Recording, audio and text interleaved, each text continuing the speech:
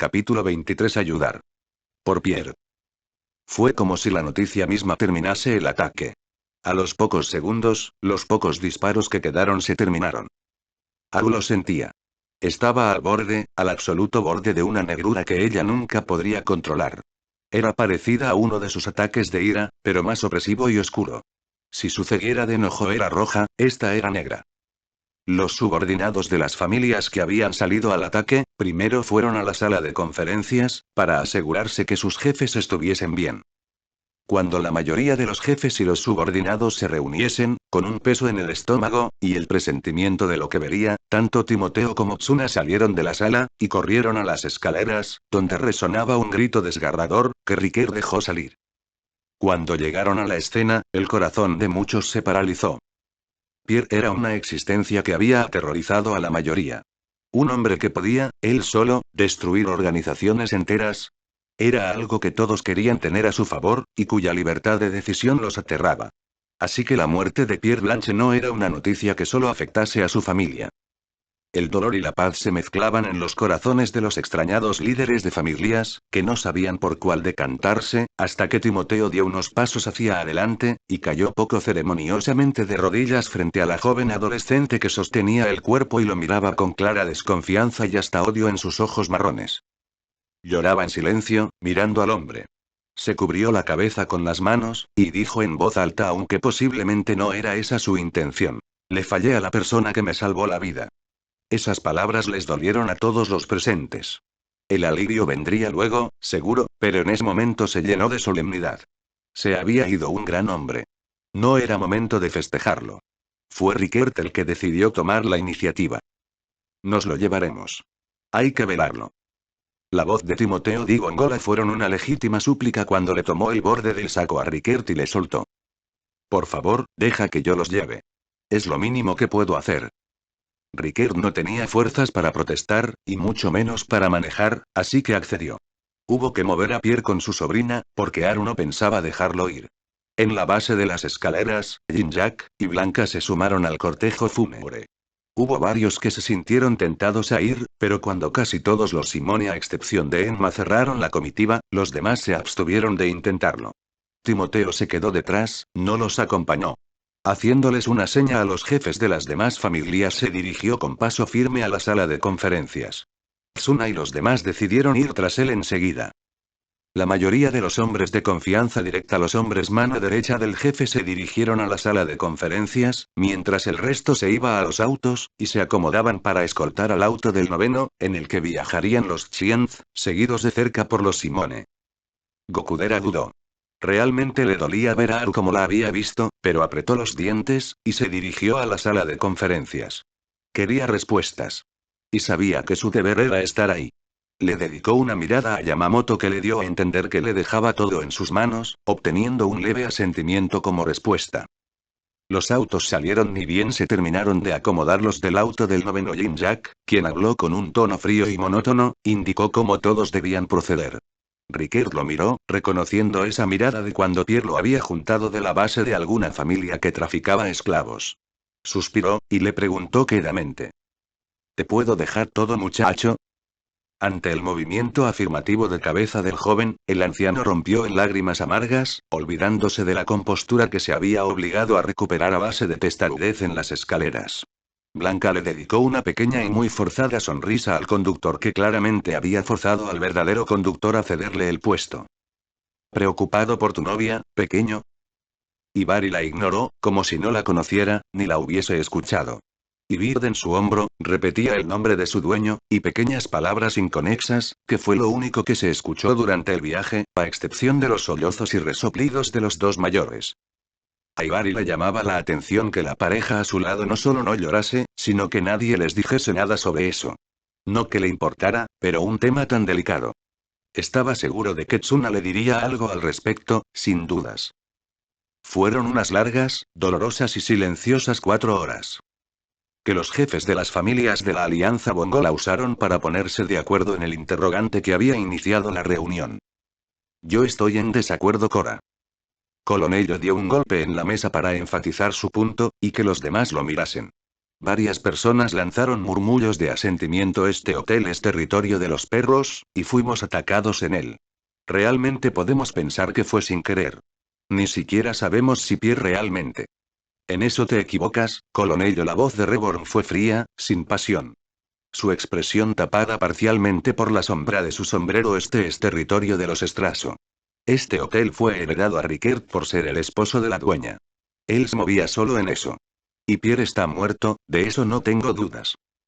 Las palabras de Reborn eran un sólido testimonio a favor de la veracidad del ataque. Timoteo habló. Quiero que se unan a la alianza. Pierre y su hermana me salvaron la vida en el pasado.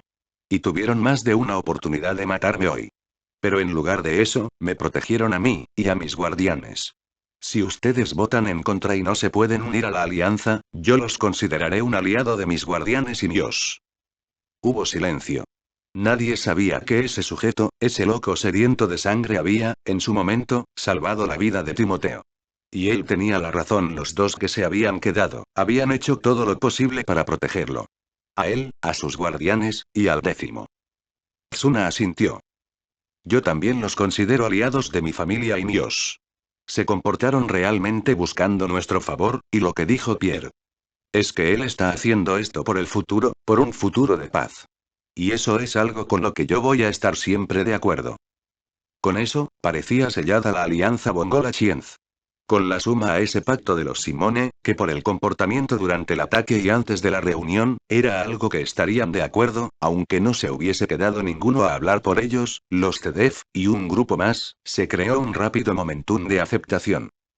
Pero todavía había organizaciones con dudas. 3 horas habían pasado ya. Podía ver las primeras casas familiares. Haru no quería llegar. Se abrazó a sí misma, por primera vez desde que había visto a su tío. Y se dio cuenta de lo realmente sola que estaba. Sus amigos de toda la vida estaban a más de un continente de distancia. Su padre también. Sus demás tíos también.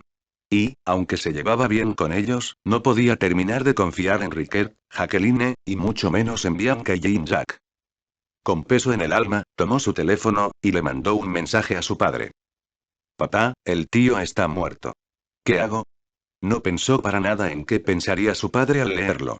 No podía pensar en los demás en ese momento. Su interior estaba vacío. Vacío, frío y áspero. Necesitaba algo. Una luz, un poco de calor. Una ayuda. De dónde viniese. Ni siquiera sabía si era normal que su padre tardase en responderle. ¿Qué día era? ¿Estaría dando clases? ¿Dónde? Algo estaba roto en su interior, podía notarlo. Siempre lo había supuesto, con los ataques y todo, pero algo debía estar realmente mal con ella. Sabía qué tenía que hacer.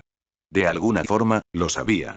Mandó un par de mensajes con un contenido diferente al de su padre, pero el mismo mensaje. Pierre Blanche falleció el día de hoy. Lamento informárselos.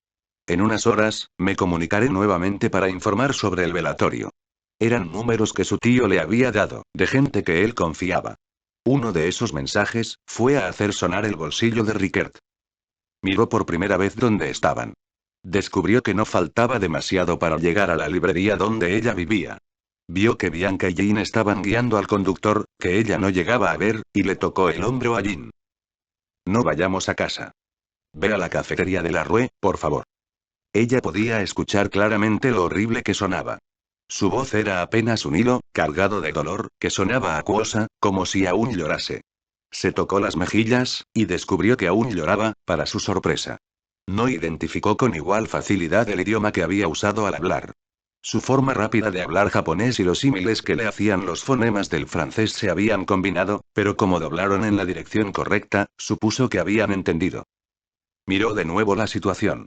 Rickert estaba en un pozo profundo, en el último asiento de la limusina en la que, en algún momento, todos se habían subido. Buscó su mirada, pero él estaba fuera de alcance. Tenía tomadas una de las manos de su tío, y no parecía siquiera notarlo. No miraba nada en particular. Ella supuso que no mucho antes, ella debía haber estado similar. Jacqueline, por su parte, estaba incluso peor. Estaba llorando, abrazada a sus rodillas, y apoyando su cara en la ventana, sin parecer registrar nada de lo que pasaba a su alrededor. Estaba absolutamente ausente. El maquillaje en su cara estaba en cualquier lugar menos el que debería, y Aru no pudo evitar preguntarse hacía cuánto que estaba tomándose las piernas con esa fuerza, que podía ver cómo las uñas se le metían en la carne, sin siquiera inmutarse. No llegaba a ver qué estaban haciendo Jin y Bianca, pero parecían ser los que mejor estaban. Pudo notar que había muchos autos negros alrededor siguiendo en detalle lo que hacía el que la transportaba a ella. Iba a preguntar, pero vio que en el más cercano tenía a los amigos de Enma, así que supuso que era un cortejo fúnebre. Vio la plaza, y escuchó cómo el auto reducía su velocidad, para encontrar un lugar para estacionar. Realmente no quería, pero buscó el local que necesitaba con la vista.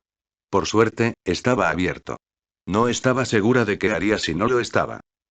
Mientras Hibari estacionaba, ella juntó aire varias veces. Por último, miró por primera vez el cuerpo sin vida de su tío. Las lágrimas le impidieron de nuevo la visión. Las familias que dudaban habían hecho todas las preguntas que tenían. Había un par que todavía no sonaban convencidas. Ahora que Pierre no estaba, una gran carta de negocios de los Chien se había ido. Muchos los querían debido a los rumores que se habían esparcido sobre Pierre, que habían aterrorizado a la mayoría de la mafia. Y tenerlo de aliado, evitando que fuese un enemigo, era algo que sonaba muy tentador. Pero ahora. Un anciano, una viuda, y dos niños. ¿Qué de terrorífico tenía eso? ¿En qué beneficiaría a la alianza tenerlos?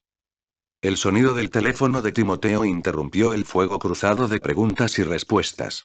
Al hombre le sorprendió un poco el número, y con cara de intriga, atendió, ordenando silencio con un gesto. ¿Quién habla? ¿Y cómo consiguió este número? Este número me lo dio mi esposa. Habla el cuñado de Pierre Blanche. Usted es Timoteo, ¿verdad? Ante el asentimiento, la voz masculina del otro lado siguió hablando. Me enteré de la muerte de mi cuñado. Necesito que me consiga vacaciones en mi trabajo y un avión privado para poder ir donde está el velatorio de manera legal. Y pases de avión para volver. Por el tono, no era sencillamente un pedido. Timoteo lo pensó unos segundos. No le gustaba para nada el tono que ese hombre estaba usando, pero respetaba mucho el valor. Y si había algo que el hombre del otro lado de la línea necesitaba para hablarle así, era valor. Evidentemente, el hombre estaba asustado, se delataba en los detalles de pedirle que el procedimiento fuese legal. Era evidente que no era del mundillo, pero sabía a quién le estaba hablando. ¿Me está escuchando? Sí, por supuesto. Y no se preocupe. Le voy a dar un número de teléfono. Llame a ese, lo atenderá una mujer. Dígale que el noveno Bongol autoriza este viaje. Ella le pedirá todos los datos. Tendrá que esperar 1 o 2 horas, pero tendrá un jet estacionado donde usted indique. Por supuesto que él hablaba en serio. No podría jamás reírse de un hombre como el que lo estaba llamando. Ni bien terminó la conversación, envió fuera a uno de sus guardianes para que le anunciase a los que manejaban su hangar privado que le haría enviar un jet a un japonés, y volvió a las negociaciones. Sin embargo, sus palabras todavía resonaban en la mayoría de los aliados. Haru se mantuvo todo lo impasible que pudo ante el absoluto colapso de la pareja frente a ella. Sabía que no era fácil. En su estadía en Troyes, había podido presenciar con sus propios ojos cómo todos amaban a su tío. Miró con dolor a la pareja. Realmente lamento traerles estas noticias. Oh, querida. La señora no le advirtió que la abrazaría fuertemente contra sí. Se movía rápida, o Haru estaba aún enlentecida por el shock. Para ti debe ser incluso peor, no te disculpes. Por favor, cariño. Las lágrimas asomaron a los ojos de la castaña que se teñía de negro, pero logró mantenerlas a raya. Años de experiencia no se iban en unos maravillosos meses. Respiró hondo una vez más, y le sonrió a la mujer. Sí, no. No podré superarlo nunca. Pero. Se separó de ella, y le tomó las manos, mirándolas fijamente. Este no es el tiempo para llorar y lamentarme. Mi tío debe recibir los últimos honores. ¿Podría encargarles eso? No buscaba escaparse de la tierna tenacidad con la que la mujer la estaba apretujando contra sí, para nada. Pero ella sabía que debía permanecer fuerte en esos momentos. Por los amigos de su tío. Por ella misma. Por Enma y sus amigos. Y por todos los ciudadanos de Troyes. El peso podría aplastarla, pero debía soportarlo. La anciana pareja frente a ella asintió, y le señalaron el lugar. Era una casa velatoria, con una capilla a su lado, que poseía 3 salas, y una crematoria. Le señalaron la sala más grande. Haru entendió entonces lo distinto que iba a ser todo. No había almohadón para el monje, ni lugar para el incienso, las sillas no eran plegables, sino que estaban atornilladas a las paredes, y solo había preparativos para flores como adornos. Haru tuvo miedo. Porque sentía que estaba en eso, y se daba cuenta de lo sola que estaba. En un mundo desconocido, de costumbres que no eran suyas. El hombre se paró a su lado, y le apoyó una mano en el hombro. En el fondo tenemos cajones. Voy a necesitar el último atuendo de Pierre, déjalo por aquí, yo sé lo que hago. Su voz era ronca y lenta. Era lo esperarías para un sepulturero. Contraria a la de su esposa, que hablaba rápido y con un tono ligeramente chillón. Haru se giró a mirarlos. Se inclinó en una pequeña reverencia, y los miró con disculpa. Les pido perdón, pero yo solo conozco, y apenas, la costumbre japonesa. Él se la quedó mirando, pero ella asintió. Sí, la mujer del súper algo me había comentado. Eres de Japón, ¿no es así? La costumbre aquí es hacer una velada para despedir al muerto. Juntarnos, recordar tiempos con él, y esperar el alba para poder ir a enterrarlo. Si la familia es creyente, suelen tener algún tipo de acompañamiento religioso, plegarias principalmente, pero dirigidas por un sacerdote. Eso es lo que esperará la parte de Troyes que conoció a tu tío. Haru asintió. Le hizo una seña al hombre, y ambos se dirigieron al auto. Él suspiró, Haru pudo ver cómo miraba el cuerpo de reojo, y se acomodaba el pelo, en incredulidad. Rickert y Jacqueline lo miraron, con ojos vacíos. Haru mordió el labio. Podía ver que ellos habían caído por el borde. Debía hacer algo. Rickert. Señor Índigo, ¿me escucha? Él dirigió sus ojos sin brillos a ella, así que supuso que estaba bien hablarle. Le voy a pedir que usted y Jane lleven a Pierre adentro. ¿Está bien? Ayuden al hombre. Ambos asintieron mecánicamente. El chofer del auto también se inclinó para ayudar, logrando ocultar su rostro una vez más bajo el sombrero de chofer. Cuando vio que les podía encargar eso, Haru entró en el auto, y le tomó las manos a Jacqueline. Mi tío se va a despedir de todos hoy. Y necesito que lo hagas ver mejor que nunca.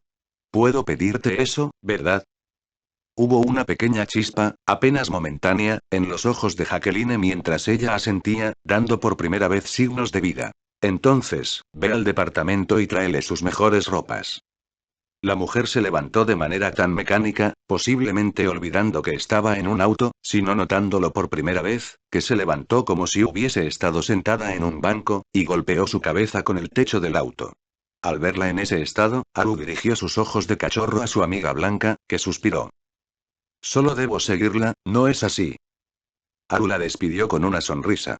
Miró alrededor, y rápidamente se le acercaron los amigos de Emma. ¿Y nosotros? Ustedes. Ustedes, por favor, traigan flores. A mi tío siempre le gustaron las rosas blancas. Por favor. Ellos asintieron, y se separaron entre ellos. Haru respiró profundo, y miró al cortejo. Se subió a uno de los canteros que contenían árboles en las veredas, y habló, proyectando su voz. Muchas gracias a todos por acompañarnos a todos. Necesito pedirles un favor más. Mis disculpas a todos por pedirles tantas cosas. Pero necesito que hagan espacio para que pase la gente. Y aquellos que así lo desean, me gustaría su pueden hacer correr la voz. Tras eso, fue dentro del lugar, tomó su teléfono, y comenzó a llamar gente que ella sabía que conocían a Pierre. El dueño del edificio, el bibliotecario de su universidad, y un par de personas más. Abrazó a la anciana de la casa velatoria, y le prometió que todo estaría bien, porque su tío se había ido con una sonrisa. Había luchado por lo que él había creído, y se había ido sin arrepentimientos. La gente que Haru había llamado no tardó en aparecer. El dueño del edificio donde tenían la librería y el departamento, llevando con él en su auto a Jacqueline y Blanca. Llevaban con ellas una muda de ropa, y varias de las personas que ella había llamado llevaron fotos. Fotos de Pierre joven, maduro, y ya anciano. Fotos de él en su boda, y en la de mucha otra gente. Haciendo poses graciosas, en su vida diaria, incluso un par muy impresionantes en las que estaba salvando a alguien. Al verlos llegar, Haru abrazó a Jacqueline, y le dijo lo mismo que le había dicho a la anciana, pero más concentrada. Con la voz más suave y dulce que pudo usar, le dijo que ella sabía que tanto le dolía a Jacqueline, pero que supiese que él estaba bien, en un lugar donde ya nada le dolía. Ibari, desde la otra habitación, pudo ver las llamas de lluvia.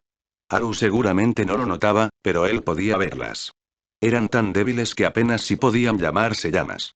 Pero estaba seguro. Haru le dejó Jacqueline al hombre que dirigía el lugar. Juraría que le dejaba una Jacqueline que por lo menos, percibía dónde estaba. Después de eso, se giró a Rickert, su mayor miedo. El hombre miraba la nada. Mientras movían el cajón al parecer, Jin y el conductor se ocuparon de eso, lo tocaron levemente, y él perdió su equilibrio, cayendo sentado para un costado, pero su expresión no se turbó ni un poco, como si no lo sintiese en lo más mínimo. Haru fue a su lado, y lo abrazó. No le dijo nada, estaba segura de que él o la escucharía. Pero lo abrazó de todas llenas. No supo si el abrazo la ayudó más a ella o a él, pero después de varios largos minutos en esa posición, el hombre a cargo de la institución se acercó a ellos, y le anunció a Haru que dejaría el cajón en la sala principal, y que comenzaría oficialmente el velatorio. Haru asintió, y lo siguió. Rickert, por su parte, se levantó y se fue corriendo en la dirección opuesta. La pequeña mujer suspiró, y decidió que lo mejor sería dejarlo estar, pero por las dudas, preguntó si alguien quería ir a asegurarse que estuviese bien. Una vez más, fue el conductor quien se hizo cargo, acompañado de un joven que usaba una katana, y cuyo rostro tampoco vio demasiado claro, pero le hizo recordar a Yamamoto. Ella estaba un poco ansiosa, iba a empezar a llamarlos, pero entonces vio volver a los amigos de Enma. Todos se habían llenado de ramos de flores. Todas blancas, la mayoría rosas. Les agradeció, teniendo que contener las lágrimas de nuevo, y les dijo cómo prefería que se viese el arreglo. Entre todos, pudieron acomodar la sala en pocos minutos. Después, ellos se miraron entre ellos, y salieron a algún lado. La mayoría de la gente llegó llorando. Pero los pocos que no pudieron contenerse tras ver el cajón. Haru había decidido hacerlo a cajón abierto, ya que no tenía el arreglo japonés de las flores y la foto. Haru escuchó más historias de su tío esas horas que en todo el resto de su vida. La gente sencillamente debía hablarle de lo maravilloso que había sido su tío. Por ejemplo, uno de los Kozato, el grandote, se había quedado con ella, y le comentó que, mucho tiempo antes, cuando su tía todavía vivía, Pierre los había llevado a su casa, porque habían tenido un accidente. Y les había enseñado a sobrevivir por su cuenta, de una manera legal. Él y la tía de Haru les habían enseñado a defenderse, y Pierre les había dicho todo lo que ellos necesitaban saber para conocer las llamas. Y, más importante, para entender que no había sido culpa de que ellos eran demasiado débiles. A las horas, 3 o 4 habrían pasado, volvió Rickert. Parecía otra persona. Tenía otra muda de ropa, se había bañado, y estaba mucho más despierto. Había venido con un ramo enorme de rosas, y un maletín. Cruzó la sala en 3 zancadas, dejó el maletín a un lado, y miró la pacífica e inmóvil cara de su salvador y mejor amigo. Lágrimas inundaron sus ojos, mientras le dejaba el ramo de rosas en la zona de las manos. Sabes que siempre consideré que dar flores como una declaración de amor. Así que siempre me negué a darle flores a nadie. Es muy cruel de tu parte obligarme a hacerlo por ti. Dejó que su vista se detuviese en algún punto inexacto de la cara del finado. Dime.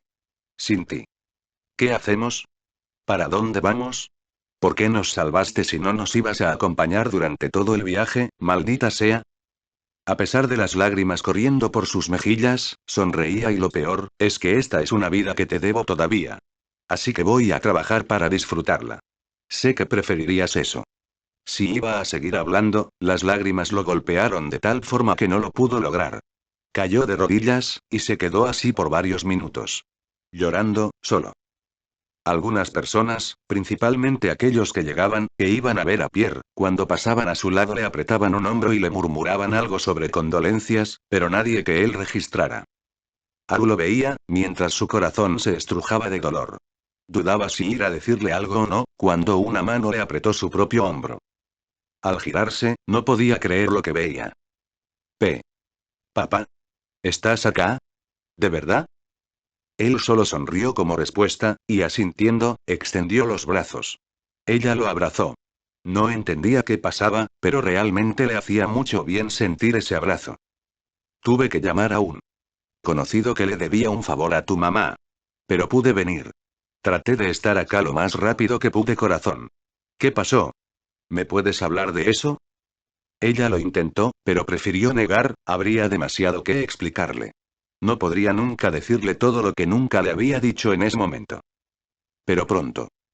Pronto, debería por fin sincerarse con él. Por ahora, solo iba a abrazarlo. Abrazarlo, e ignorar todo lo demás. Incluso a las personas que llamaban a los gritos a Enma, evidentemente buscándolo. Desde fuera, toda la escena se sentía increíblemente lenta. Era como si tanto Rickert como Haru se hubiesen congelado, haciendo lo mismo por más de media hora. Pero no era como que Yamamoto desde fuera hubiese ido a entretenerse. Le dolía verla así, pero ¿qué podía hacer? Más que sorprenderse que la mayoría de la ayuda la había hecho Ibari, de entre todas las personas, y mirarla de lejos, no sentía que pudiera hacer mucho más. Pero después de media hora, los vieron llegar. Los autos más lujosos de los de alta gama estacionados alrededor de la zona. Los jefes habían terminado la reunión. Todos los subordinados que habían estado en la zona se juntaron alrededor para recibirlos. Por supuesto, Nono y Tsuna iban al frente, y atrás de ellos, en forma de V, los demás. Desde su posición detrás de Tsuna, Gokudera pudo apreciar la cara de decepción en la cara de los Simone. ¿Y a esos qué les pasaba? Pensaba que estarían felices, debido a que en las negociaciones a las que había ido con Ibari, siempre habían insistido en que la alianza debía ser hecha. ¿Por qué la decepción entonces? Pero no tenía tiempo para pensar en esas cosas. Debía ocuparse de otras. Apretó los puños y los dientes, veía para dónde estaban yendo. Vería a Aru. Por fin, volvería a ver a Aru frente a frente. Quizás, incluso conversaría con ella. Al escuchar los motores, Rickert se levantó como un resorte que por fin liberaba presión, caminó en dos zancadas apuradas donde estaba Aru, la tomó de la mano, y miró a su padre. El brillo de reconocimiento entre ambos alertó a la hora morocha. No sabía que Rickert y su padre se conocían. ¿Qué estaba pasando? Quizás su padre sabía. Pero lo más importante, ¿qué significaba lo que Rickert le dijo a su padre, en un perfecto japonés? Solo el 9. Ningún otro hombre. Sígueme, Aru. Ya me agradecerás esto. Tras eso, la arrastró a una puerta a un costado. De repente, ellos dos solos estaban en la pequeña cocina familiar de la casa de la pareja que dirigía ese lugar. Ellos los miraron algo asustados. Rickert no tenía cara de buenos amigos. Les voy a pedir prestada esta cocina. Por su propio bien, y en el nombre de Pierre, no vuelvan a esta habitación, ni se le acerquen tampoco hasta que yo personalmente les diga. Involucrarse con esto podría llevarles consecuencias. Por favor, sepan entender. La pareja, asustada, asintió, y sumisamente desaparecieron por la puerta que habían usado ellos para entrar. Al verlos irse, Rickert cerró todas las demás puertas, y trabó la que conectaba la sala velatoria con un pasador que estaba instalado. Cuando se giró a Aru, ella tenía las manos en su cintura y lo miraba indignada. No necesitaba ir tan lejos, señor Índigo. Un flashback de Pierre y su hermana, mirándolo mientras él echaba con cuentos horrorosos a unos niños de una zona peligrosa del basurero, le sacudió la realidad a Rickert, que empezó a reírse sin poder evitarlo. Es necesario, pequeña. Sí lo es. Verás. Pierre es el héroe, pero yo soy el que hace ese héroe necesario cuando el verdadero peligro se acerca.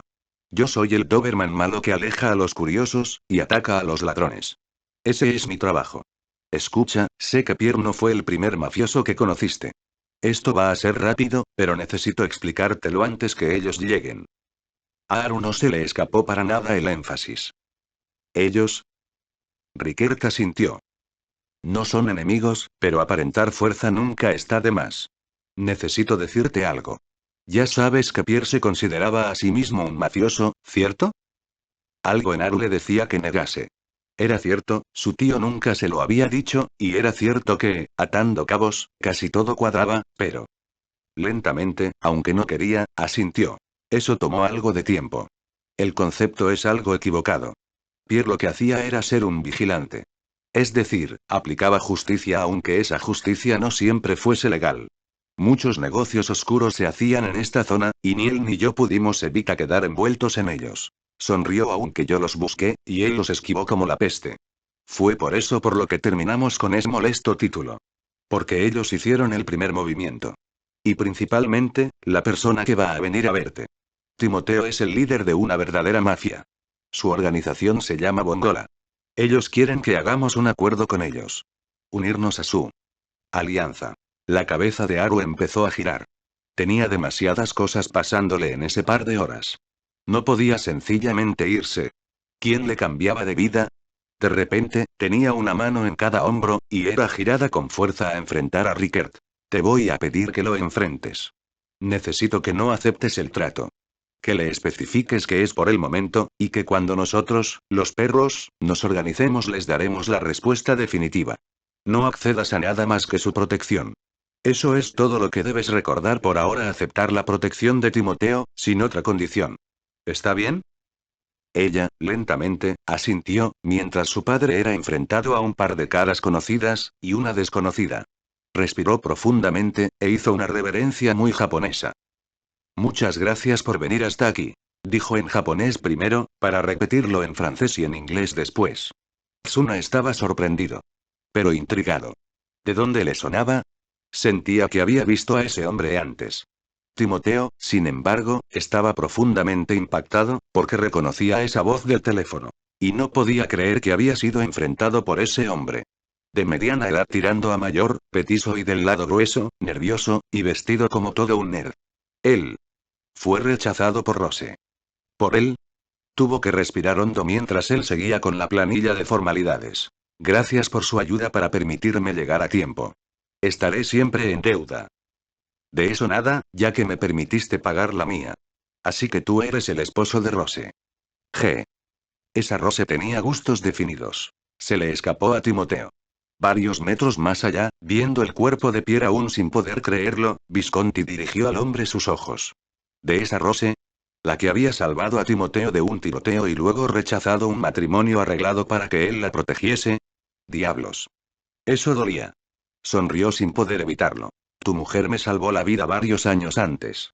Es lo mínimo que puedo hacer. Y parece que debo reservar una audiencia con tu hija, señor. Él hizo un gesto que se detuviese. Su mirada estaba afilada, daba miedo. Incluso Reborn, a un lado de Tsuna. Pensaba que el hombre tenía demasiado filo en la mirada para ser un simple profesor de universidad. Puede verla, pero le voy a aclarar que solo usted. Lamentablemente, ella aún es joven.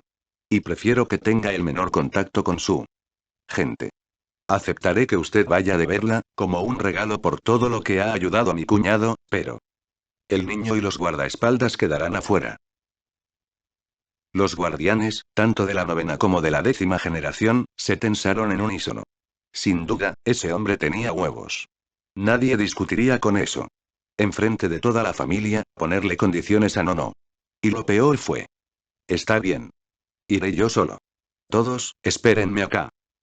Él guió a Nono a la puerta por donde se habían ido Haru y Rickert, y golpeó la puerta. Está aquí. Anunció, esperando que del otro lado entendiese.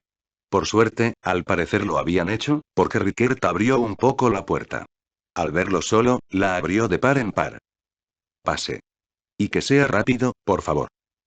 Sorprendido por las actitudes para con su persona, Timoteo entró en la pequeña cocina cuadrada. En el centro de la habitación, una mesa para 2 personas, donde una chica de la misma edad que Tsuna estaba leyendo unos papeles que parecían unos documentos legales. Lo miró con ojos redondos y marrones, llenos de dolor y de decisión. Él debió parpadear por lo similares que eran a los de Rose, mientras, la joven le ofreció la silla frente a ella. Me disculpo por las vueltas. En estos tiempos, es importante mantener las reuniones pequeñas. ¿Quiere té? Le hizo una seña a Rickert, que inmediatamente se dirigió a la cocina, obediente como un perro faldero. Timoteo negó, sorprendido. Quería avisarle que la Alianza Bongola estuvo de acuerdo en unir a los Chien-Duchace. Va a haber condiciones, por supuesto. Ella bajó los documentos que había estado revisando, y lo miró. Agradecería poder postergar esta charla para más adelante. Una vez que los Chien-Duchace nos organicemos nuevamente. Ese momento, ¿podremos contar con su protección? Es por un período corto de tiempo, y nos mantendremos al tanto de las decisiones. Es posible. Sé que es pedir mucho, pero entenderá que es una situación irregular. Timoteo lo pensó. No sabía cuánto podría convencer a las demás familias. Pero por otro lado, estaba seguro que, si él muriera antes de la ceremonia, Bongola se hubiese convulsionado, hasta reunirse con una figura carismática y fuerte. Eso seguramente tomaría semanas o meses. Podía entender. Les doy 3 días. ¿Está bien eso? Ella asintió, sabiendo que era todo el tiempo que podía darles el hombre sentado frente a ella. Él suspiró y sonrió. Si hubiese sabido desde el principio quién eras. Negó y dejó inconclusa la frase, al ver la reacción asesina de Rickert. Al parecer, él había entendido. Ella no, pero así era mejor, según Rickert. No se levantó, y le tendió la mano a Haru. Espero volver a verte más adelante, jovencita. Puedo ver que tienes mucho valor. Y yo respeto el valor. Tras decir eso en un japonés que a Haru le costó descifrar, se inclinó, y dejó la habitación, anunciándole a Tsuna que él y toda la 10ª generación debían ir primeros a la mansión. Pudo ver cómo las caras de los que conocían a Haru ensombrecían sus expresiones. Por Dios, ¿qué diablos había pasado en Namimori? Una vez que el anciano dejó la habitación, Haru dejó salir un suspiro agudo de agónico dolor. Miró a Rickert, que le levantó ambos pulgares en aprobación. Gracias, pequeña. Lo hubiese hecho yo mismo, pero esos idiotas no entienden otra forma de herencia que no sea por sangre. Quedó helado mientras miraba a Haru. Ella había aparentado solo leer los documentos, pero enseguida los había llenado, con información verídica. ¿En qué momento? Oh, esto. Los llené porque estaba nerviosa. Y también. Te dolería mucho hacerlo a ti, ¿no? Son los documentos de defunción del tío. ¿Los trajiste para pedirme ayuda, o me equivoqué? Él casi podía ver a Pierre en los ojos fríos, cansados, y desinteresados de Haru en ese momento. Él pensaba que ella era una niña cabeza hueca, pero... Como Pierre le había dicho, ella sabía tomar indirectas. Solo que no quería que los demás lo notaran. Más revisó los documentos, y pudo ver que estaban correctos. Se sentó frente a ella, y la miró a los ojos. Por favor, lidera los Chien-Duchace a partir de ahora. Me encargaré de mantenerte, y heredarás mis empresas y fortuna. Nunca más te preocupará nada económicamente. Por favor, Haru. Eres la mejor. No. La única que puede hacerlo. Ah. Ahí. Capítulo 24 a mi primavera. Varias horas después. Haru se dejó caer, prácticamente desmayada, en la cama de la habitación que siempre le había correspondido en el departamento de su tío.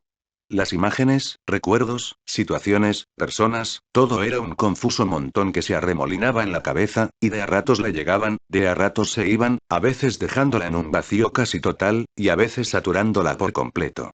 ¿Qué había pasado primero, y qué había pasado después? ¿Qué había sido cierto y qué no? Incapaz de seguir, se quedó atrapada en un sueño ligero donde tenía una oficina, y de repente, Tsuna llegaba con el cadáver de su tío, y Rickert la acusaba de haberlo asesinado. Ella trataba de defenderse, pero Tsuna y Kyoko se sumaban a atacarla, y ella terminaba cayendo en un hueco, donde Rickert la felicitaba por haberlo hecho, y la enterraba en oro y joyas. Se despertó, asustada y llorosa, dando un salto, y haciendo que de su cuerpo saltaron los dulces y los paquetes de comida que Rickert y su padre le habían comprado horas antes. Miró el reloj. Eran las 6 de la mañana. No podía creer que, 24 horas antes, estaba sospechando de su tío. Con lo que lo conocía, sabía perfectamente que él no sería malo, incluso si era un mafioso. Y sin embargo, ahí había estado ella. Recogió la comida y se sentó de nuevo en la cama. Al sentir otra ola de cansancio tratando de apoderarse de ella, apoyó su otra mano cerca de la almohada, que fue ligeramente lastimada. Miró con furia a la culpable una rama de un rosal, con una rosa blanca, a medio marchitar ya, con dos sobres a sus lados. Los dos, como todo receptor, estaban dirigidos a mi primavera, en un hermosamente escrito japonés. Uno estaba atado a la rosa, el otro estaba suelto. Notando que sus ojos se cerraban solos, tomó eso y la comida y bajó a la cocina. Después de ese sueño, no quería dormir. Ni aun si colapsaba. Recordó nuevamente esa sensación al ver a su tío. Una sensación de negrura, de que nunca jamás volvería a encontrar la luz. Sabía cómo se sentía. Desesperación. La sola llegada de su padre había logrado sacarla de eso, por suerte. Sonreía de pensarlo. Y sabía que Rickert la estaba protegiendo también, a pesar de haber sido tan bruto para llevársela, y obligarla a enfrentar a un hombre tan terrorífico como al que había debido enfrentar. Ese hombre. Como comenzó a temblar, decidió dejar su comida calentándose en el microondas, como si comer algo caliente la ayudase, aunque sabía perfectamente que era terror. Terror por ese hombre. Ese hombre, que ella sabía, mandar matar diario, pero que podía sonreír con una sonrisa inocente. Sabía quién era. El novelo Bongola no le era un hombre desconocido. Porque todas las piezas habían encajado en su lugar, apenas más de 24 horas antes. Timoteo era el malo recurrente. Su tío no lo quería para nada. Fue a la librería en lo que tardaba su comida y volvió con uno de los tomos que su tío había escrito. Fue al capítulo final, donde el valiente protagonista Ero, que ahora reconocía como su tío, y Rickert fusionados, rescataba a la protagonista Lisa, que siempre había supuesto eran su mamá y su tía, fusionadas de las manos de un horrible señor, un empresario despiadado de doble vida, que manejaba y monopolizaba los recursos naturales del mundo. El dos vidas. Su tío no era nada sutil. Sonrió, y abrazó el libro, llorando de nuevo. El sonido del horno al terminar evitó que se quedase dormida en esa misma situación. Se sentó a comer, aún sin siquiera prender las luces, y se puso a leer las cartas, con la débil y dudosa luz solar que lentamente se iba filtrando en el departamento. Al abrir la primera, el corazón se le encogió. A mi primavera. Mi cielo, si estás leyendo esto, es porque estoy muerto, posiblemente. Y, además de eso, me fui sin explicarte las cosas como debía. Debes estar muy confundida y enojada conmigo. Perdón. Realmente te quería decir todo, una vez pudiese limpiar el camino a tu futuro. Dime, ¿lo conseguí, o me fui dejándote solo enemigos? Esta es una historia larga, y me alegra poder contártela en papel, porque esta es la cuarta carta que te escribo, y no me imagino pudiendo ser más directo en persona. Al fin y al cabo, se trata de una historia donde Rickert y yo nos convertimos en lo peor que hay. Es la historia de cómo pasamos de Ero a Tum. Si voy a contarte esto, debe ser desde el principio. Verás, tu madre y yo conocimos a Rickert cuando tu mamá era apenas una recién nacida, en el pueblo donde vivíamos. Éramos los dos muy pobres, extremadamente pobres e ignorantes. Rickert no. Él era todo lo contrario. Por ejemplo, el lugar que yo llamo pueblo era una zona basurero de una muy importante ciudad portuaria. Por suerte, la ciudad se expandió tanto, que terminó reabsorbiendo esa misma basura. Yo no sé cómo llegué ahí, mis primeros recuerdos son de ese lugar. Y encontré a tu madre ahí. Rickert era de una importante familia. No recuerdo su nombre, pero los apodamos los hambrientos. Lo habían envenenado, encerrado en un ataúd, y tirado a esa zona de la ciudad. Por suerte, administraron una dosis pequeña de veneno, y el cuerpo de Rickert pudo llegar a expulsarlo a los pocos días que yo lo saqué del cajón. Él juró venganza. Convencerme no le fue muy complicado. Nosotros dos nos hicimos amigos rápidamente, y no solo eso, pocas semanas después, fueron algunos a asegurarse de que estaba muerto, y mataron a los otros niños que yo había estado cuidando. La única que sobrevivió fue tu mamá, porque la habíamos llevado lejos con nosotros a ver un médico. Al parecer, tu mamá y yo podemos enojarnos tanto, pero tanto que perdemos por completo el sentido de realidad. Yo lo descubrí ese día, cuando llegamos y vimos los restos. Fue el llanto de tu madre lo que me despertó, horas más tarde. Rickert estaba conmocionado. Quiso escaparse, pero nos dimos cuenta de que no servía de nada. Había que hacernos cargo de los que lo querían matar. Así que hicimos lo lógico, fuimos a denunciarlos. Pero, al ser gente que vive de la basura, los policías pensaron que había sido una simple pelea de borrachos, o que, sencillamente, gente pobre moriría y eso era todo. Nos dimos cuenta de que estábamos solos. Llevamos a Rose, porque la mujer que le daba de amamantar estaba muerta, y fuimos a enfrentar a la familia directamente. Fue una experiencia muy estresante que se nos fue de las manos. Al parecer, se habían intentado deshacer de Rickert porque era el hijo de una amante. Las cosas escalaron fuera de nuestro control muy rápido. Nosotros solo habíamos ido a pedirle que, por favor, no nos matasen. Ellos comenzaron a gritarse entre ellos, a sacar pistolas. Al verlas, nosotros nos fuimos corriendo. Al parecer, había una fuga de gas. No pudimos hacer nada. Lo siguiente que supimos fue que había una gran explosión, y que al día siguiente los periódicos nos hacían culpables. Tuvimos que huir. A partir de ahí, vivimos por fuera de la ley un par de años, hasta que nos acogieron en un orfanato por fin. No era una vida de lujo, y no siempre teníamos para comer, pero teníamos un lugar fijo al que volver, y la policía no nos perseguía en ese pueblo. Nos quedamos por ahí hasta que Rose tuvo 5 años, y debimos irnos porque alguien la quería adoptar solo a ella. Rickert y yo ya éramos adolescentes, y nos dedicamos a hacer todo tipo de diabluras y travesuras. Y fue la mejor época de nuestras vidas. Pero Rose a partir de esa edad, solo se hizo más bonita y deseable para los muchachos. Y por fin a los 15 años, Rickert y yo comenzamos a dañar a varios de ellos, para alejarlos de Rose. No porque sencillamente no los quisiéramos, sino porque trataban de hacerle daño. La gente comenzó a llamarnos Chien du Chace, perros de caza, porque cazábamos a todos los que trataban de tocar a Rose, y lo molíamos. Y esa Rose. Era un alma demasiado gentil y bondadosa. Ella ayudaba y trataba amable a todo el mundo, por eso todos sentían que podían propasarse con ella.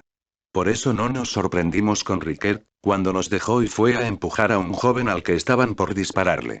Rickert y yo nos hicimos cargo, como siempre, pero más tarde aprendimos que no debíamos ser amables. Ya no más. No como lo éramos. Porque ese hombre que salvamos era Timoteo Di Gongola. Noveno jefe de una familia muy antigua y poderosa, y quien le disparaba era su primo, segundo en línea de herencia. Nunca me arrepentí tanto de nuestra amabilidad. Aliados del derrotado, y aliados del noveno trataron de ir por nuestras cabezas. Fue una maldita locura. Rickert y yo tuvimos que aprender a gatillar. Y, lo peor, ese tipo encima le pidió matrimonio a tu madre. Y encima se defendió diciendo que era para protección. Cuando me enteré estaba furioso. Pero ella lo negó, por supuesto. Ella no iba a casarse por un beneficio. Al parecer, el líder lo comentó porque un par de aliados trataron cosas con mi hermanita. Los hicimos desaparecer. Esta es la época de mi vida de la que más me arrepiento.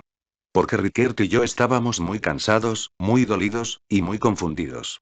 Ayudamos a una persona y miles comenzaron a demandarnos cosas, y atacarnos, y se desató un infierno frente a nosotros, que no habíamos hecho nada. También, fue la época de mi vida que más tiempo pasé en ira, como le dice tu padre. Yo estaba mal, pero Rickert y tu madre no estaban mejor. Y al parecer, encima de todo, un par de personas inteligentes empezaron a notar que era lo que hacíamos, y nos empezaron a usar como perros de ejecución. Matamos mucha gente. Y nunca me voy a sentir orgulloso de eso. Y te pido que no te sientas culpable a esas muertas. Los culpables fueron juzgados. Hoy por hoy está en un horrible lugar. Como resultado de ser usados así, masacramos una pequeña familia, los Fame algo. De esos, son los únicos que no me arrepiento. Eran traficantes de personas. Y, sencillamente no puedo recordar lo que vimos ese día, porque me pierdo en el enojo. Y a tu madre le fue igual. Pero al parecer, dejamos un sobreviviente, que años después, vino a hacerse pasar por un acosador de tu mamá. Mientras huía de él, ella se conoció con tu papá, y decidieron irse a Japón, simular la muerte de ella, y ser felices. Para apoyarlos, Rickert propuso que hagamos algo con los Chien du Chace. Elegimos Troyes como base, nos fuimos a vivir ahí, y comenzamos a limpiar las calles. Todos los que hacían algo ilegal se las verían con nosotros. Con el tiempo, recatamos a Jacqueline, a Blanca y a Jim Jack. Pero, lo más importante con ellos y con tu tía, hicimos de esa ciudad y algunos de los pueblos alrededor, una ciudad limpia y segura para vivir, para criar niños, para que nunca se generen más personas que vivan lo que vivió Rickert, o que sobrevivan de milagro, como lo hicimos Rose y yo. Y eso es lo que quiero que rescates de ellos. Incluso si no quieres saber nada de los Chienz, por favor. Haz que tu vida impacte en los de tu alrededor para que hagan lo correcto. Eres mi preciosa, única sobrina. Sé que puedes hacerlo. Voy a estar hinchando por ti desde donde sea que termine en la eternidad. Te amo, mi primavera. Pierre. Sé que no debería, pero confío en Timoteo. Él sabe cumplir promesas, y sabe hacerlas también. Pero si le haces prometer algo, asegúrate de cumplir tus propias promesas. PD. Te diría que puedes responder en el buzón de enfrente, pero no creo responderte esta vez. Aro estaba sin aliento al terminar de leer todo eso. No podía creerlo. Su padre nunca le había dicho nada de todo eso. Siempre le había dicho que su tío era una persona fuerte y especial, y que estaba honrado de ser su cuñado. Pero esa descripción era sencillamente demasiado corta y seca para expresar lo impresionante. Sin embargo, entendía. Si su esposa y su cuñado venían con ese trasfondo, claramente, él querría evitar que ella lo supiese. Por si pensaba que era genial, y trataba de imitarlos. Entendía que no era sencillo. Su padre era un hombre muy valiente. Mas tomó, aún confundida, la otra carta, y la leyó. Esperaba algo que le explicaba por qué ella ¿Por qué ahora? ¿Por qué? Algo. Pero lo que leyó le dejó más preguntas que respuestas. Lo simplista de su texto no llegaba a explicar nada. A mi primavera, sé que estos son momentos difíciles. Si quieres hablar de algo, escríbeme algo, y yo me aseguraré de responderte. Déjala en el buzón frontal. Tu amigo. Sencillamente. ¿Qué? Necesitaba aire. Aprovecharía que su padre se ausentaría por un par de días, porque había ido a conseguir una parcela para Pierre en el mismo cementerio en el que estaba su tía. Capítulo 25. Sed intensa parte un tercio. Era de día. Él podía verlo, incluso desde el reducido espacio en el que se encontraba. Escuchó un par de pasos frente a él, y se giró a ver al bebé que lo veía desde el otro lado de la puerta de rejas de su prisión. Parecía eternamente preocupado, incluso a través de su casco de motociclista. Quiso sonreírle, pero el reflejo del visor espejado pudo ver lo patético que resultó, así que lo dejó estar. Skull, el ex arcobaleno inmortal, lo miraba preocupado. ¿Estás bien, Emma? Ninguno te hizo daño, ¿no es así, chico? Él negó, lo repensó, y volvió a negar. No estaba bien, pero nadie le había hecho daño. A él. El doble de acción debió suponerlo, porque se sumió en un incómodo silencio, y bajó la vista. Esa situación se mantuvo por un tiempo. Hasta que finalmente, el bebé decidió hacer a lo que había ido. Lo primero, fue dejar su casco a un lado. Lo segundo, fue arrodillarse, y lo tercero, inclinarse hasta que su frente tocase el piso. Emma estaba totalmente incrédulo ante lo que veía. Ese. Era Skull, ¿cierto? El orgulloso Skull. Oh, oye. Mis más sinceras disculpas, Emma. Si tan solo. Si tan solo hubiese sabido. Comenzó a temblar así, echó una bolita, bajando la cabeza, y pretendiendo que no estaba llorando lo mucho que lo hacía. Si hubiese sabido que eras cercano a Pierre Blanche jamás hubiese consentido el plan. Lo juro por mi vida y mi nombre. Supe desde el inicio que seríamos usados para eliminar a los Chien Duchace. Pero jamás me importó mientras pudiese cumplir mis propios objetivos. Incluso si no es suficiente, usaré esta vida inmortal mía para poder compensarte. Hubo otro silencio. Emma debía digerir lo que acababa de ver y escuchar.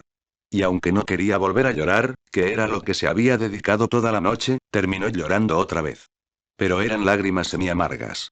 Porque el recordatorio del falle del asesinato de Pierre era doloroso, pero que Skull, el bebé orgulloso que ni siquiera había querido pedirle ayuda para liberarse de su maldición, se inclinase frente a él, para pedirle perdón, le decía lo muy sinceras que eran esas disculpas.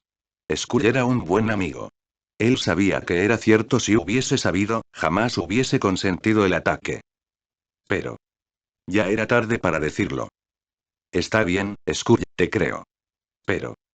Creo que deberías dejar de buscarle la guerra de Gongola. O tu familia estará en riesgo. O te podría tocar eliminarme. Nuevamente, otro silencio. Uno tenso. Emma se dio cuenta tarde de lo que había dicho, pero trató de enmendarlo de todas llenas. Solo resultó en su amigo bebé levantando la cara y asintiendo. Lo sé. Lo hablé con mi jefe. Esa era la última oportunidad. Y fallamos. Hay negocios más redituables, y hay que aprovecharlos, antes que ellos nos ganen de mano. Pero dime. ¿Tú estás bien? Emma negó, sonriendo. Me sorprendí cuando te encontramos. Agradezco el maldito senpai hubiese estado ahí, para variar. Si no te hubiésemos traído, posiblemente estarías muerto, Emma. ¿Qué pasó ahí? Me adelanté, porque quería evitar que Pierre entrase en ninguna trampa. Y resulta que justo llegué demasiado tarde. Llegué a ver el momento justo en el que él caía. Y el culpable me tiró una granada a la cara. Recuerdo haberla desviado, pero eso es lo último. Dime, ¿tienes lo que te pedí? Skull asintió, y le tendió una serie de papeles. Esto es todo lo que pude reunir del contacto, y de la organización que lo respalda. Pero. Es extraño. Emma no quería creer a sus ojos cuando lo vio. Miró a Skull, para encontrarse con su mirada, más seria que nunca. Ni siquiera le salía a preguntarle si eso era una broma, pero era claro que no lo era. O por lo menos, que Skull no pensaba que lo fuera. Yo también pienso que se trata de un error. Después de todo, los dragones afemes tendrían que estar muertos hace años. Así que no sé cómo logró comunicarse a través de sus medios. Pero algo es seguro, niño. Esa persona nos vendió todo lo que necesitábamos para el asalto. La ubicación, los pases, las trampas y las armas. Fue a un precio básicamente regalado, y sé que era porque él esperaba que la mayoría de los Calcasa murieran. No estaba tan equivocado, después de todo. Pero mi punto es. Ese tipo era muy serio con lo de lograr matar a su objetivo. Por favor, tengan cuidado a partir de ahora, ¿sí? Tú y tu adorable noviecita. Le abrió la puerta al ruborizado Emma que trataba de dar explicaciones. Se miraron unos segundos. Él parecía emocionado. Scully. ¿Estás seguro de esto? Sí, sí, déjalo en mis manos. Yo soy inmortal. No quiero que los demás vengan a este lugar y se desate una lucha ahora. Ni ustedes ni nosotros estamos para eso. Incluso el jefe lo entenderá. Emma le agradeció de nuevo, apretó los papeles contra sí, activó sus llamas de tierra y salió disparado lo más rápido posible. Le había sorprendido que no le sacasen sus armas, pero si Scully lo había estado protegiendo ese tiempo, tenía sentido ahora. Le mandó un mensaje a su familia, viendo que tenía miles de llamadas perdidas, y fue a ver a Aru. Si a él le dolía, ella debía estar absolutamente destrozada. O eso quería hacer, porque al final, los mensajes de su familia, de que estabas preocupados, y demás casi le sobrecargan el teléfono. Debió frenar a llamarlos primero, y explicarles por qué se había desaparecido, y qué había estado haciendo. Ninguno de sus subordinados podía creerlo. Enseguida quisieron declararle la guerra al hombre, pero él los detuvo. Les dijo que lo mejor era contar con un plan. Y después de eso, los dejó. Ya estaba cerca de la librería, y eso significaba que Aru lo podría ver. No quería que lo hiciera estando él listo para la batalla. Se acercó lentamente. La pudo ver, apoyada contra una de las ventanas, con un papel en la mano. Tenía la mirada totalmente perdida. Se le rompió un poco más el corazón, al verla así. Las lágrimas se le escapaban de los ojos, y ella ni siquiera parecía darse cuenta. Pero ni bien entró al perímetro del edificio, ella volvió en sí, y lo miró. Tardó unos segundos, pero lo reconoció. Se sonrieron, felices y dolidos, como hermanos por el dolor. Ella le hizo señas de que la esperase, y él pudo ver cómo desaparecía, cerrando la ventana. Después de un tiempo, apagaba las luces, y finalmente aparecía por la librería. Se encuentran abajo. De cerca, ambos podían ver lo mal que estaba el otro ojeroso, con los ojos y la punta de la nariz roja. Ambos tenían los restos de llanto por toda la cara, y él todavía usaba su ropa sucia del día anterior. Necesito tu ayuda, Emma. Claro, Aru, con lo que quieras. Le respondió él, antes de darse cuenta de las implicaciones. ¿Qué necesitas? Quiero emborracharme. Le confesó ella, con los ojos brillando. No puedo soportar más estos pensamientos. Sé que no es una buena idea, pero... Si me voy a dormir voy a soñar horribles. Si me quedo despierta, voy a sentirme horrible. Por favor. Necesito sacarme todo esto de encima por un rato. Es demasiado para mí. Lo siento. Él negó. La entendía. Aunque le parecía una mala idea. Aceptó. Pero le preguntó antes de iniciar toda esa mala idea. ¿Por qué yo? ¿No es obvio? Porque confío en ti. Si me voy a emborrachar, me pondré muy vulnerable. Necesito que estés a mi lado si eso pasa. El corazón de Emma se saltó un latido. Esas palabras significaron tanto para él, que no se había dado cuenta de lo mucho que las deseaba hasta que las había escuchado. Asintió, feliz. Feliz y confiado de poder hacer ese trabajo. Porque se lo pedía ella. Así que se dirigieron a un bar. Había pocos abiertos a esa hora, así que terminaron comprando bebida alcohólica de un muy sorprendido encargado de supermercado, y fueron al departamento. Ya que ahí no era necesario que ninguno de los dos guardase al otro, Aru puso 2 vasos, y comenzaron a beber los licores que habían comprado. A los dos les gustaba lo dulce, así que habían decidido comprar 3 botellas de bebidas dulces. Chocaron los vasos, y probaron la bebida.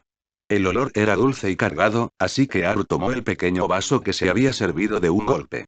El objetivo era emborracharse, así que no tenía sentido que tomase despacio y con cuidado, ¿no? Emma optó por tomarlo de a sórbitos. Cuando terminó el suyo, Aru llevaba 3. Porque el sabor era dulce, y el alcohol no se sentía. Era como beber un jugo espeso. Se miraron, sonrientes. Y ella lo supo de inmediato. Emma estaba borracho. Él no podía mantenerse derecho sentado en la silla, tenía una sonrisa idiota en sus labios, y sus ojos miraban como si no viesen nada. Cada tanto, él soltaba unas risitas. Ella se empezó a reír a carcajadas. ¿En serio, Emma? ¿Un solo vaso? Dos decidió tomar de la botella. La verdad, era que lo envidiaba. Ciertamente lo podía ver mucho más relajado que hasta recién. Él la miraba empinar la botella, y se reía, pero estaba un poco preocupado, así que trató de sacársela. No, Aru. Te faré y dañó. Las risas se le atragantaron con el líquido a Aru en la garganta por escuchar ese francés japonés italiano que Emma le había soltado, y tuvo que apartarse la botella de los labios. Pero no vio que Emma quería hacer lo mismo, ni él que ella se había apartado la botella, así que la misma, junto con uno de los vasos, terminaron en el piso. Se pidieron disculpas, y él se dejó caer, para intentar agarrar la botella y el vaso. Ella entonces notó lo mal que él estaba. Así que con un suspiro, lo tomó, se pasó uno de los brazos de él por los hombros, y lo cargó. Él se dejó llevar dócilmente hasta la habitación más cercana, donde él se había estado quedando mientras cuidaba la tienda, y cuando ella lo soltó al lado de la cama, entendiendo, se dejó caer riendo de espaldas contra el colchón, y le tomó la mano a Aru. Ella lo miró algo sorprendida, pero sonriente también. ¿Sabes, Aru? Ick. Tenías razón. No me acuerdo del dolor ahora. Todo. Se siente tan libre. Que parece un sueño. Ella sonrió, mientras algo en ella se quejaba. Otra parte de sus pensamientos estaba repasando formas de quitarse ese pesar de encima. Se sentó en el costado de la cama, mientras miraba a Emma mirarla, y pensaba. ¿Qué otras formas conocía? No era que hubiese investigado el asunto, porque se supone que ir a Francia era una forma de sacarse el dolor. Y a ese momento, había podido reprimirlo completamente. ¿Debería irse de ahí? Quizás tuviese sentido. ¿Qué haría ahora que no estaba su tío?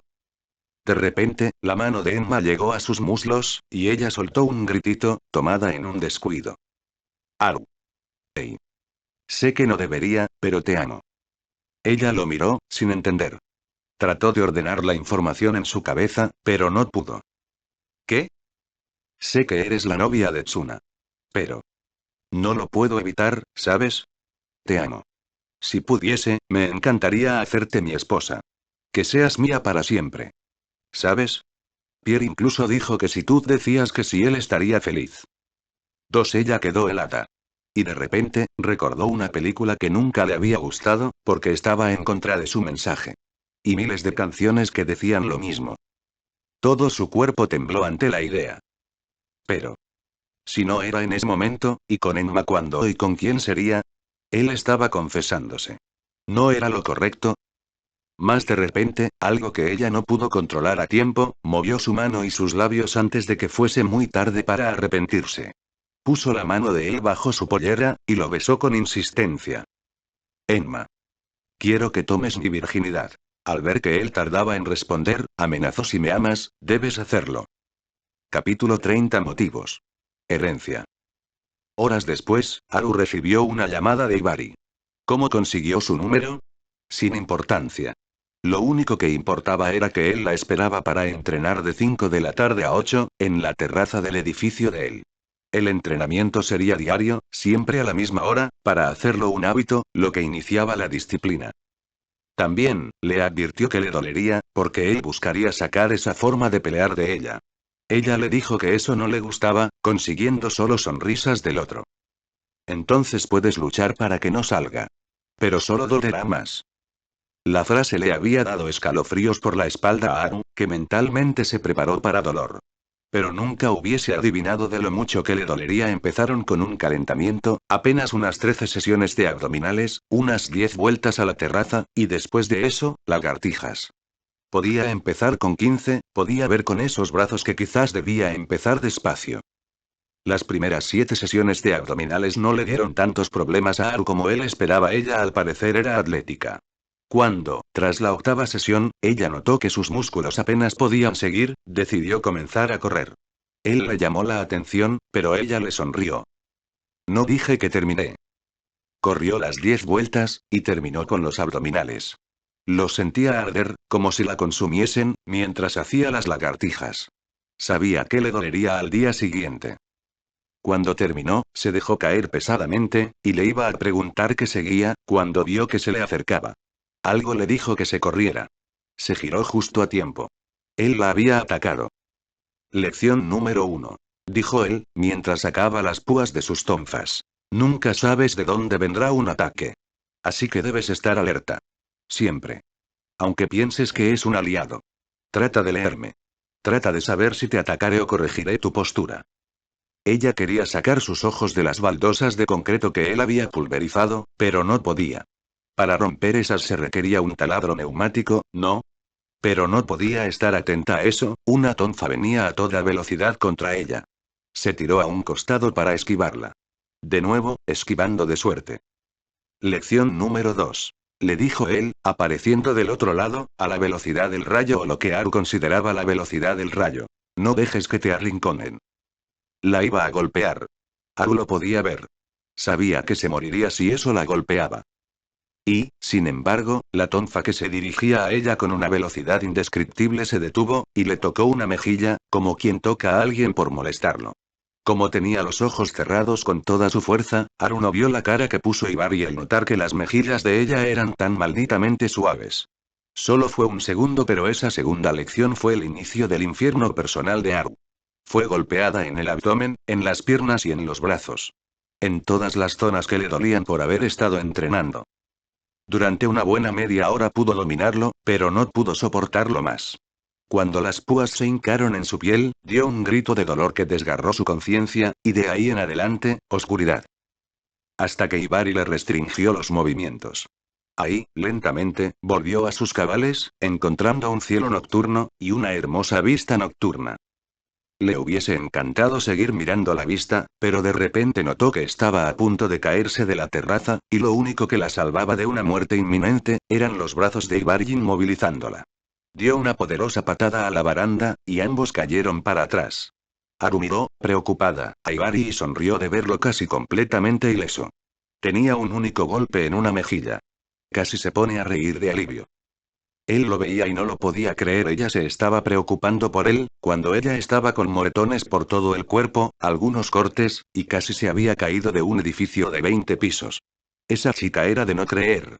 Era, ciertamente, diferente a todo lo que había visto hasta momento. Le recordaba a Tsuna. Pero era diferente en muchos aspectos.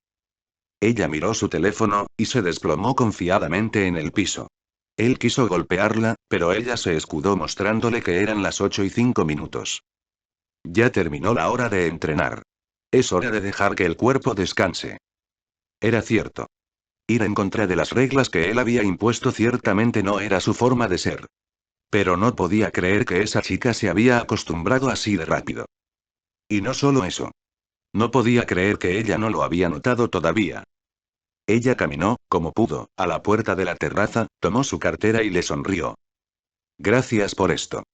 Bueno, nos vemos mañana. No, te acompaño. No es una buena idea que vayas sola. Tomarás otro callejón. Ella sonrió, y sintió. No porque fuese a tomar otro callejón, pero secretamente tenía miedo de desmayarse de camino a su casa. Bajaron juntos.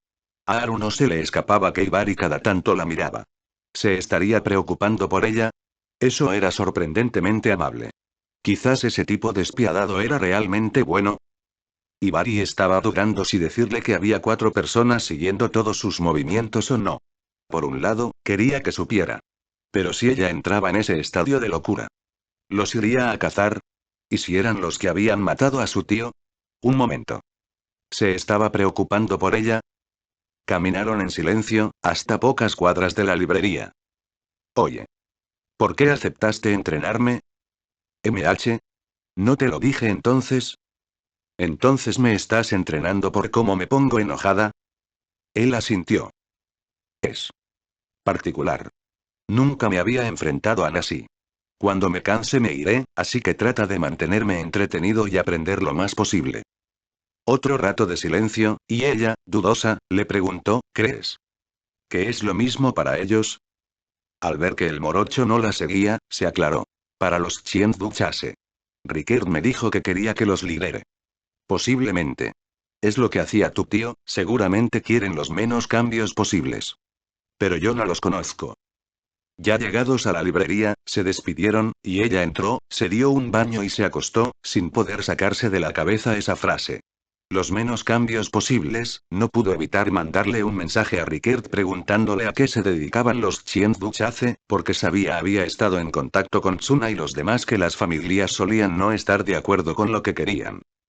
El día siguiente se despertó con la respuesta de Rickert, que creía que se habían fundado básicamente para calmar a los que querían seducir a la hermana de Pierre. Pero que también servía para que los tres se hicieran apoyo mutuo para calmar los ataques, controlasen los ataques de ira cegadora, que tanto Pierre como Rose tenían. Pocos minutos después, otra respuesta amplió la historia. Cuando tu madre se casó y se fue a Japón, simuló su muerte porque ya se habían hecho el nombre de los Chienduchace y temían que eso afectase su vida a partir de ahora.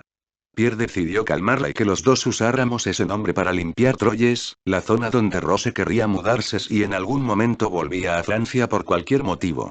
Primero sumamos a esa molestia que se casó con Pierre, pero con el tiempo se sumaron los otros tres. Desde que Rose se fue, el objetivo fue uno solo: mantener Troyes limpia y ordenada.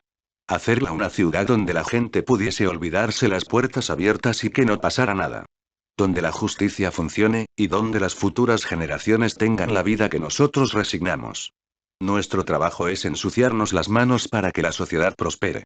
Durante el resto del día universitario, Haru vigiló a Jin, Jack y Blanca. Nunca había notado que ellos hacían todas las pequeñas cosas que para ella eran lo normal pero no lo eran. Desde limpiar papeles caídos, y devolver objetos, por muy caro que sean, hasta prestar pañuelos y dar palabras de apoyo a quienes claramente lo necesitaban, aunque no los conocieran, y quedasen mal. Las horas pasaron. A 5, y aunque va a la terraza, apenas puede reaccionar ante los golpes de Ibari. Para colmo, su cabeza analizaba todo lo que había estado absorbiendo durante el día, así que la niebla roja era aplastada por el peso de sus pensamientos. Esta vez, no estaban solos. Un hombre que había visto un par de veces en la escuela de Tsuna, estaba con ellos. Se notaba que no le gustaba ver cómo Ibari la golpeaba sin piedad, pero no intervino. Haru recibió su tercera lección ese día: pensar cosas fuera de la batalla era una sentencia de muerte. Le terminó dando la razón a Ibari, porque rápidamente le costaba mover su cuerpo, y estaba bastante segura de que tenía, por lo menos, un brazo roto. Al escuchar esas palabras, trató de dejar de pensar en todo eso activamente, de llevarlo a una parte de su mente que no interfiriese con su percepción de la realidad. Logró esquivar unos cuantos golpes. Pero siguió siendo golpeada. Pero, lo más importante, notó que le faltaba. 15 minutos antes de que terminase la hora, el hombre no se pudo contener más, y le pidió a Ibari que se detuviese. El guardián de la nube bongola decidió hacerle caso, y se retiró.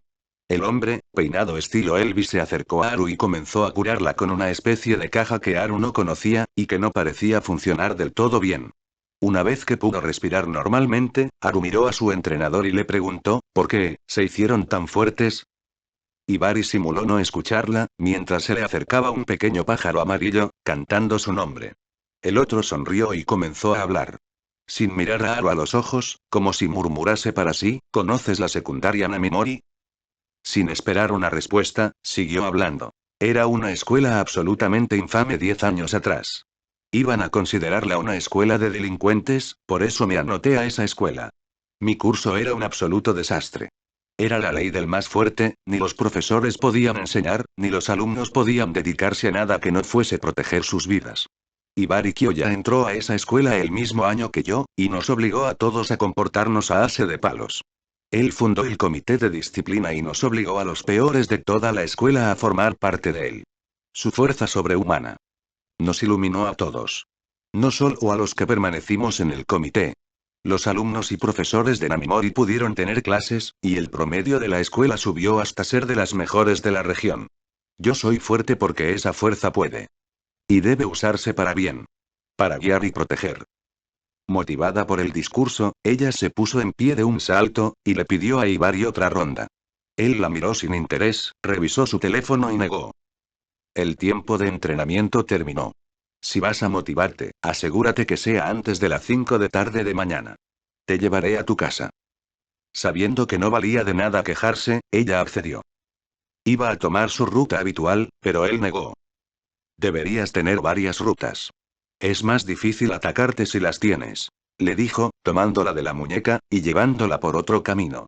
Ella iba a negarse, pero sabía por experiencia que todavía no podía ganarle una batalla. ¿Sabes? Yo elegí hacerme fuerte para ser libre. Mis padres murieron cuando yo era muy pequeño. Y me tuve que acostumbrar a una serie de situaciones. Y rápidamente supe que si quería algo, debía ser capaz de forzar mi camino a eso. ¿Y tú? ¿Por qué quieres ser fuerte? Esa era la pregunta que Haru se dio cuenta que necesitaba responder. Debía admitir que la respuesta del hombre la admiraba e inspiraba. Pero realmente, ella había decidido hacerse fuerte porque quería conseguir darlo todo, estar a la altura del legado de su tío, y perseguir sus propios sueños. No. Ayuda, por favor. Al escuchar ese grito, Haru se giró y vio un par de chicas apenas más chicas que ella, temblando, siendo miradas de manera lasciva por un hombre mayor a los 50 años.